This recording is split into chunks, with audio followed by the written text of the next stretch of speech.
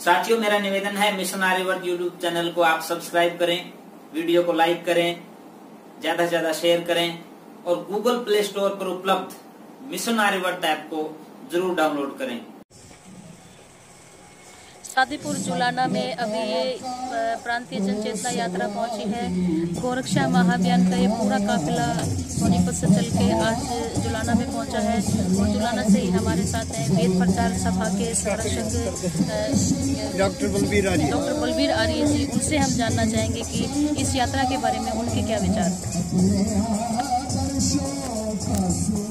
ऐसा है जो आर्य समाज ने बेटा जो जिस प्रकार से देश में जो चरित्र हननता होता जा रहा है, बेटियों पर जिस प्रकार के अत्याचार होते जा रहे हैं, जो गऊ इस देश की जो पूजनीय माता होती थी उस पर किस प्रकार से प्रहार किया जाता है, गौ मांस का निर्यात बढ़ता जा रहा है दिन प्रतिदिन। ये सारी गौवें और इनके बेटे किस प्रकार गलियों में चक्कर निकालते घूम रहे हैं, इसके बारे में जो दुर्दशा गऊ की जो कन्या की हो रही है और युवाओं का जिस प्रकार चरित्र हनन हो रहा है, पश्चिमी देशों का जिस प्रकार इस देश के युवक पर जिस प्रकार से प्रभाव पड़ रहा है, इस बारे में कन्या भ्रूण हत्या के बारे में आर्य समाज के हमारे सन्यासियों ने, जितने प्रबुद्ध आर्य समाज के कार्यकर्ता उन्होंने देश के बारे में समाज का जो परिवर्तन करने का जो बीड़ा उठाया है, इसलिए पूरे देश में जो ये एक लहर सी चली हुई है, आज आवश्यकता है इस विचारधारा की, आर्य समाज की विचारधारा की पूरे देश के युवाओं को इस किस्म के संस्कार देने की आवश्यकता है। क्योंकि जब तक हमारी बेटा बेटियां संस्कारित नहीं होंगी, जब तक इस समाज में परिवर्तन होना इतना आसान नहीं है। क्योंकि एक देश था जब ये भारतवर्ष पूरे विश्व का गुरु कहा जाता था, आज धीरे धीरे विश्व गुरु की जो दुर्दशा दिन प्रतिदिन होती जा रही है, इसके बारे में दोबारा विचार करने की आवश्यकता है। अगर देश के युवाओं को नहीं संभाला गया तो धीरे धीरे वही हालात देश के हो जाएंगे जो पहले 700-900 साल पहले जिस प्रकार ये देश जो गुलाम हो गया था, विदेशी जो 200 साल तक अंग्रेजों ने राज किया, 700 साल तक मुसलमानों ने राज किया, इसके बारे में विचार करने के लिए सर्वप्रथम आर्य समाज ऐसी विचारधारा है जो महर्षि दयानंद ने पूरे संसार के सामने प्रस्तुत की है। मानवता का जो धर्म अपनाने के लिए जो युवाओं को, क्यों महर्षि दयानंद ने सत्याग्रह प्रकाश के दूसरे समास की प्रथम पंक्ति में कहा है, मातृमान पितृमान आचार्यमान पुरुषो वेद। लेकिन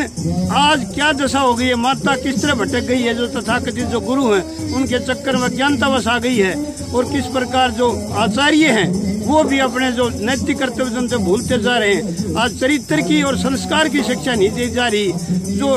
ये जो अक्षर की शिक्षा है, इससे जो युवा पीढ़ी है और जो छोटे बच्चे हैं, ये जो सोशल मीडिया है, दूरदर्शन है, इस किस्म के अश्लील जो विचारधारा जो प्रस्तुत की जा रही है, इससे बहुत देश के लिए बड़ी घातक विचारधारा है जो देश को धरातल पर ले जाने जा रही है। इसके बारे में हमने सबने विचार करना पड़ेगा और दुनिया के सामने अगर शांति स्थापित करनी है, महर्षि दयानंद के बताए मार्ग से अलग कोई ऐसी विचारधारा जो पूरे संसार में या भारतवर्ष में अमन और शांति पैदा कर सके, भारत के युवाओं को संस्कारित कर सके और देशभक्ति के मार्ग पर उनको चल सके। मैं तो यही कहना चाहता हूँ, जन चेतना यात्रा जो यशस्वी हमारे प्रतिनिधि सभा के माननीय अध्यक्ष श्री आर्यवेश जी की अध्यक्षता में 70 सन्यासी और हमारी बेटियां जो चल रही हैं और जो स्थान पर इस किस्म के जो विचार रख रही हैं, इनके बारे में हम सब ने पूरे समाज ने सहयोग करना चाहिए और इनका समर्थन करना चाहिए। मैं तो यही कहूँगा जी। एक मांग लेके चल रही है ये पूरी यात्रा हरियाणा में कि गाय को राष्ट्रीय पशु घोषित करना चाहिए, तो क्या ये होना चाहिए, लागू होनी चाहिए ये बात? बेटे, जो वेद के अनुसार तो गऊ से सर्वश्रेष्ठ कोई प्राणी नहीं मनुष्य के लिए, इसका दूध घी जो लस्सी तक भी सारे औषधि हैं और ये इनको वैसे तो पहले गऊ की रक्षा भी करते रहे, हम गऊ भी ज्यादा पालते थे कि घर में 30-40 गऊएं होती रही। लेकिन वर्तमान में जो दुर्दशा गऊ की हुई है, इसके बारे में बहुत चिंता का विषय है। और जब तक गऊ को हमारा राष्ट्रीय